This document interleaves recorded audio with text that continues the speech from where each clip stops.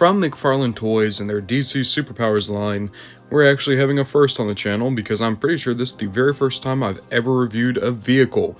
So not only are we going to be looking at the Tim Drake Robin from this line, we're also going to be taking a look at the Batmobile they produced a few years back that I was still able to find.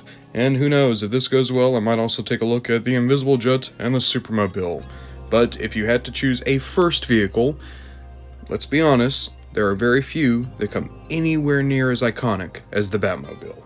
I do want to take a moment to look at packaging. Of course, the Robin is standard. We've seen this style of box with every other superpowers figure we've looked at so far. They are still advertising the Batmobile and the Invisible Jet down here, though. And yes, this is definitely supposed to be Tim Drake. It says it right there. Other way you can tell is, of course, the fact that he has black boots, black cape. That's pretty exclusive to Tim Drake. As for the Batmobile, I actually really like this packaging.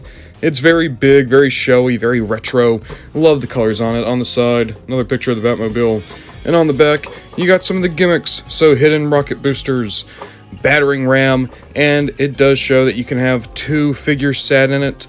There is a classic Robin done in the style that Tim Drake Robin. Don't have it. Also don't have that classic Batman. But I do have enough members of the Bat family that we can give a proper demonstration of this thing. Getting Robin out of the box, and I have a lot of small issues with this. So, the head sculpt looks fine. I like this. It is somewhat loose. You do have the usual points of articulation, but they all feel weirdly loose compared to what they normally feel like. The sculpted detail in the costume is solid enough. You have the ridges on the gloves and the shoulders.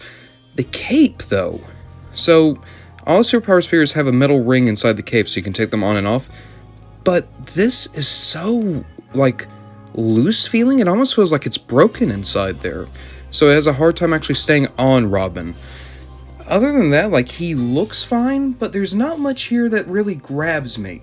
Which is a shame because I do like Tim Drake, and I was so taken with the Batman and the Nightwing I got, I was hoping Robin was going to be similarly interesting, and he just isn't. But let's talk about the actual point of interest here, that being the Batmobile.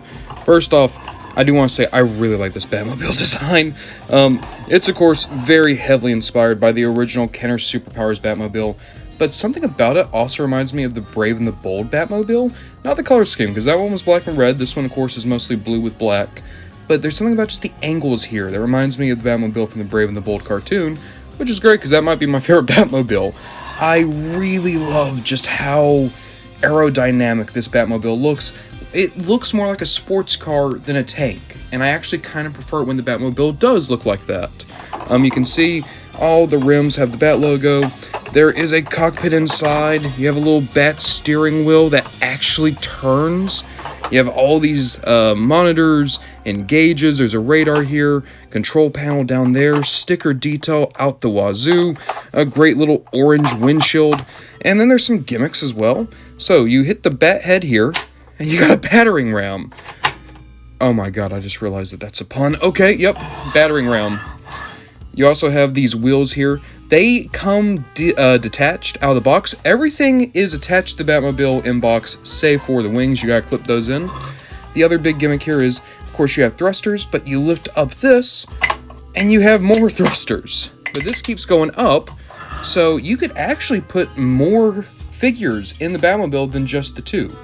So, all in all, I'm really impressed with this. What adds is, you pick it up, there's a decent heft to the Batmobile. It's not insane, but there's a good heft here.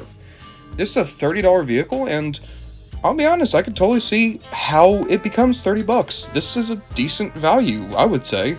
And no electronics, sure, but at the same time, I don't need the electronics. But keep that in mind, there might be people out there who would prefer a Batmobile that could actually do lights and sounds and whatnot.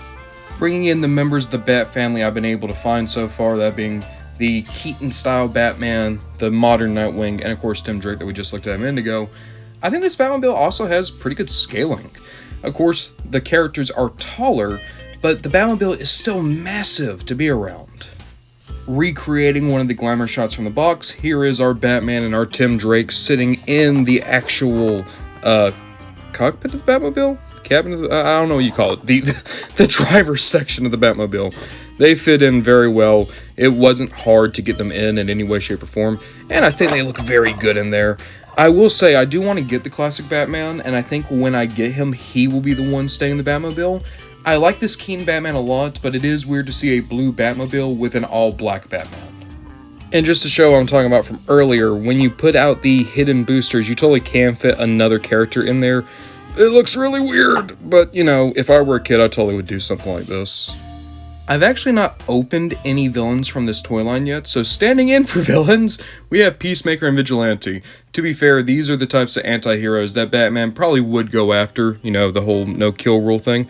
And they can help us demonstrate the battering ram, so let me hit that.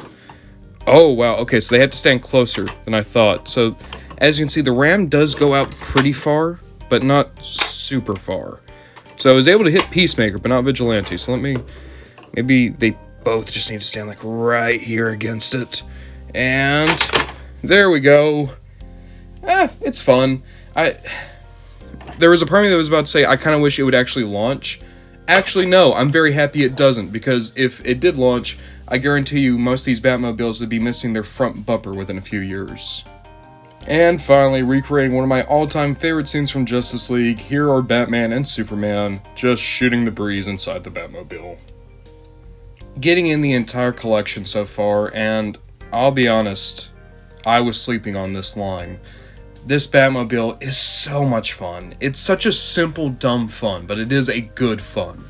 And seeing these characters all together, our full collection in, it's a good lineup. I like these figures. They're simple, they know exactly what they want to be, they're not bogged down in gimmicks or likenesses or accessories.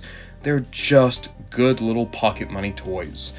I'm kind of sad that it took me this long to actually give it a go, but now that I'm in, I'm happy that this line seems to be going pretty strongly. We're getting a new wave before too long. It's going to include characters like Hal Jordan, Sinestro. I'm really excited to get into those. But for right now, I'm just happy that this Batmobile turned out as good as it did, because this is one heck of a good action figure vehicle.